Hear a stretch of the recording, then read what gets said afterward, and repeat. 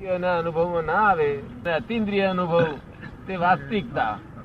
આ વાસ્તવિકતા જેમ શાસ્ત્રમાં લખેલું છે એમાં એક કોઈ શબ્દ હાથો નથી, વાસ્તવિકતામાં નથી. એ રિલેટિવ છે બધું. ભગવાન કરતા છે આ દુનિયાનો, એ રિલેટિવ વાત છે.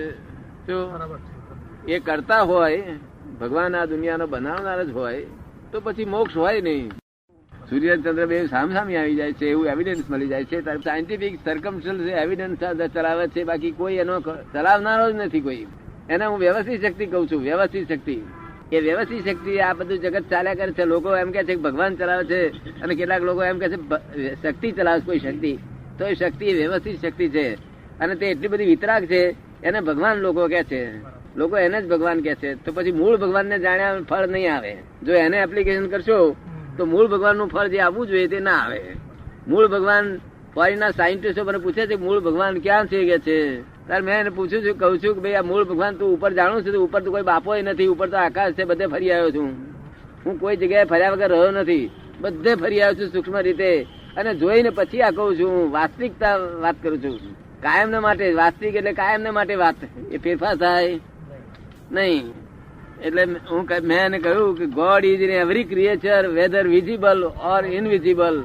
એ છેલ્લામાં છેલ્લી વાત છે. ભગવાનનું એડ્રેસ જ આ છે, બીજું એડ્રેસ કોઈ છે નહીં. તારી મારી વચ્ચે ઇનવિઝિબલ ક્રિએચર ઘણા છે, જે આંખથી ના દેખાય, દૂરબીનથી ના દેખાય. તે મનુષ્ય એકલામાં જ, મનુષ્યનો અવતાર એકલો જ એવો છે કે જે ચેતનનો અનુભવ કરી શકે. બીજા કોઈ અવતાર દેવ લોકો પણ અનુભવ કરી શકે નહીં. દેવ લોકો ભોગભૂમિ છે. શું છે? એટલે ભોગવવા, એમાં સુખો જ ભોગવવા ગયા છે દેવ લોકો, અને જે નરક લોકો છે દુઃખો જ ભોગવવા ગયા છે. અને આપણે અહીં મધ્ય લોકમાં બે લોક છે, એક મનુષ્ય લોક છે, અને મનુષ્ય સિવાય જે બીજા ઇતર તિર્યંત દેખાય છે બધું તિર્યંત લોક છે. ઇતર જે દેખાય છે આંખથી, આંખે દેખાય કે ના દેખાય, ઝાડ પાન બધું, 5 ઇન્દ્રિય વાળા, 4 ઇન્દ્રિય વાળા, 3 ઇન્દ્રિય વાળા, 1 ઇન્દ્રિય વાળા, ઝાડ પાન એક ઇન્દ્રિય જીવ કહેવાય. અને આ ગાય ભેંસો ગધેડા એ બધું 5 ઇન્દ્રિય જીવો કહેવાય. અને આપણે પણ 5 ઇન્દ્રિય જીવ કહેવાય. પણ આપણામાં અને આ 5 ઇન્દ્રિય જીવોમાં એમનું અંતસ્કરણ લિમિટેડ છે, અને આપણું અંતસ્કરણ અનલિમિટેડ છે. એટલે મન બુદ્ધિ ચિત્ત ને અહંકાર આપણું અનલિમિટેડ છે, એમનું મન બુદ્ધિ ચિત્ત ને અહંકાર બધું લિમિટેડ છે. એટલે સંજ્ઞાથી સમજે છે, જયારે આપણે એક્ઝેક્ટ ને સમજીએ છીએ. એટલે વાત જ એટલી સમજવાની છે કે શું હકીકત છે વાસ્તવિકમાં. તમે કોણ છો, હું કોણ છું, ક્યાંથી આયા, ક્યાં જવાનું, શેને માટે આ બધું સમજ પડે ને. આ સંસાર શેને માટે હોવો જોઈએ. જો અને દુઃખ ગમતું નથી કોઈ જીવ, કોઈ જીવા જગતમાં એવો નથી જેને દુઃખ ગમતું હોય. ગમે તે પછી એ ક્રિશ્ચિયન હોય, ગમે તે હોય, કે નાનામાં નાનું જીવડું હોય, પણ દુઃખ ગમતું નથી. અને દરેક ને સુખ જ ગમે છે. આ સુખ લોકોને નથી એવું નથી, સુખ છે, વૈકલ્પિક સુખ છે. કેવું સુખ છે? આ સાચું સુખ નથી, વિકલ્પ કરેલા છે. એટલે એના હવે વિકલ્પ છે. પોતે જેવું વિકલ્પ કર્યો હોય તે પ્રમાણે એમાં સુખ આવે. એ તો ગુનો જ છે ને. એટલે તમે માની લીધું કે હું જ છું અંબુભાઈ, હું પટેલ છું, અમીન છું, ફલાણું છું, આમ છું, તેમ છું, આ છોકરાનો ફાધર થયું, આનો મામા થયું, આનો કાકો થયું, આનો ફુવો થયું. એવા કેટલા લફરા વર્ગ્યા છે. બહુ જ એ જ રોંગ બિલીફો છે.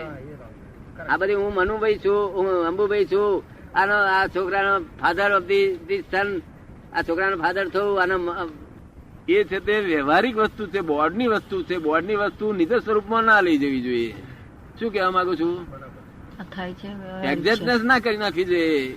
આ તો બોર્ડ ઓળખવાનું સાધન જ છે ખાલી, કે તમે આના બાપા થાવ કે આના મામા થાવ. કઈ કાયમ નો કોઈ બાપો મામો હોતો નથી. ઓનલી ટેમ્પરરી એડજસ્ટમેન્ટ છે. શું છે? All these are temporary adjustment. શું? And you are permanent. એટલે આ બધી રોંગ બિલીફો બેઠી છે. એ રોંગ બિલીફો ફ્રેક્ચર કરવામાં આવે તો રાઈટ બિલીફ બેસે. અને રાઈટ બિલીફ ને શાસ્ત્રમાં સમ્યક દર્શન કહ્યું છે. રાઈટ બિલીફ બેસે તો સમ્યક દર્શન થાય, અને સમ્યક દર્શન થાય તો પછી સમ્યક જ્ઞાન ને સમ્યક ચારિત્ર આવે. નહીં તો ત્યાં સુધી આ રોંગ બિલીફો ઉઠે નહીં, ત્યાં સુધી સમ્યક દર્શન આવે નહીં. એટલે વાત આ જુદી છે. આ આખું વિજ્ઞાન જ આ તો રિયલ વિજ્ઞાન છે. એટલે તમારે રિયલ ને માટે પહેલી આ વાતને પહેલું એક વાત તમારે વિચારી આપણે સત્સંગથી સમજી લેવાની જરૂર છે. પછી તમે જે પૂછો તે બધું જ કાયદેસર જ હોય. કારણ કે હંમેશા સાયન્સ વિજ્ઞાન કેવી વસ્તુ છે કે અવિરોધાભાસ હોય. અત્યારે ફોરેનના સાયન્ટિસ્ટોને પૂછે તો હું એમને જવાબ આપું કે આગળનો વાત આ પ્રમાણે છે. મન શેનાથી બનેલું છે હું જવાબ આપી શકું. મન કેવી રીતે બનેલું છે શું, અને વાક્ય બોલતો નથી, હું જોઈને બોલું છું. આમ એક્ઝેક્ટનેસ જોઈને હું બોલું છું. શું હવે તમે દેખાય છે તે હું પોતે નથી, આ તો એમ પટેલ છે. શું છે? સૂક્ષ્મતમ જે ટેપ રેકર્ડ છે ઓરિજિનલી એ સૂક્ષ્મતમ છે, અને આ સૂક્ષ્મ છે, અને આગળ બધી સ્થૂળ છે બધી આગળ. એટલે ટેપ રેકર્ડ, અને તમે બોલો છો તે ટેપ રેકર્ડ છે, પણ તમને ઇગોઇઝમ છે એટલે હું બોલ્યો એમ કહો છો. તમે એના માલિક છો. આ દેહની માલકી અને વાણીની માલકી અને માનસિક માલકી એ બધી મેં ફાડી નાખેલા દસ્તાવેજ બધા. સમજ ને? આ જ્યાં સુધી માલિક છો ત્યાં સુધી આ સંસાર ઉભો રહેશે. ને માલકી પણ જાય ક્યારે કે રોંગ બિલીફો ઉછી જાય તો. રોંગ બિલીફો જ વચ્ચે નડે છે, બીજું કશું અડતું નથી. આ નથી કોઈ ક્રિયા કરવાની, ભગવાન ત્યાં જવાને કોઈ ક્રિયા કરવાની જરૂર નથી. ભગવાનને ત્યાં જવાનું, જેને ભૌતિક સુખો જોઈતા હોય તેને આ બધી ક્રિયાઓ કરવાની જરૂર છે. પણ જેને ભગવાન ત્યાં મોક્ષમાં જ જવું હોય, મુક્ત થવું હોય, કાયમની આઝાદી જેને પ્રાપ્ત કરવી હોય તે અહીં જ થઈ જાય જેવી. નહીં તો ત્યાં મોક્ષ ને આપણે ત્યાંના મોક્ષ ની જરૂર નથી, અહીં મોક્ષ થવો જ જોઈએ. મોક્ષ એટલે અજ્ઞાનતાથી મુક્તિ. જે અજ્ઞાની મુક્તિ થાય એટલે આપણા દુઃખોની સર્વ પ્રકારે દુઃખી મુક્તિ જ થઈ જાય. કોઈ પણ પ્રકારનું દુઃખ ઉત્પન્ન થાય નહીં. જો દુઃખ ઉત્પન્ન થાય તો આપણી મુક્તિ થઈ નથી એમ કહેવાય. અહીં જ મુક્તિ થઈ જવી જોઈએ. અને પછી ચિંતા વરીજ કશું જ થાય નહીં. નિરંતર સમાધિ રહે.